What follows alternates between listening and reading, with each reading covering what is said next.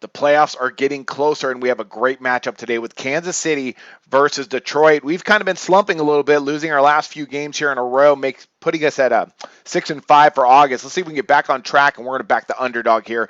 Kansas City Royals at plus 130 with Ian Kennedy on the mound. He's pitched very well over the last few games, and I think he can keep Detroit in check. He's pitched well against Detroit as well. I'll talk about that in a second.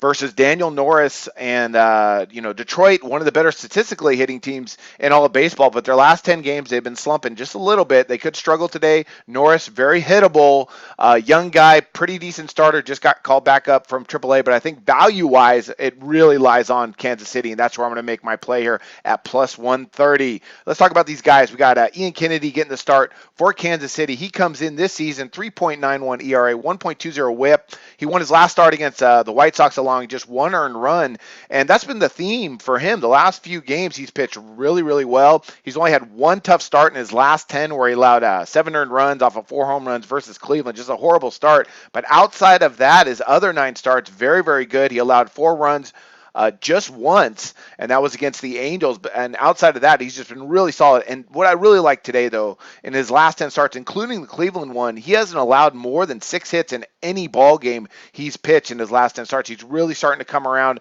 He could come in and pitch very solid today. As well against Detroit, he's allowed just a total of 3 earned runs, 2 runs one time, and then 1 his last outing against them, against the Tigers this season. So he has the capability of coming in and putting up some zeros against a good Detroit hitting team. Kansas City, very different road hitting team than at home. I've made note of that in the past, but recently, there's this last road trip, they're hitting the ball well. They scored 21 runs total in 3 games in Minnesota. They're coming off a really good performance yesterday where they scored 11 runs off of 16 hits. They can come in with some hot bats here and score some runs off of this guy right here. We got Daniel Norris getting the start for Detroit. He's coming off a pretty good start.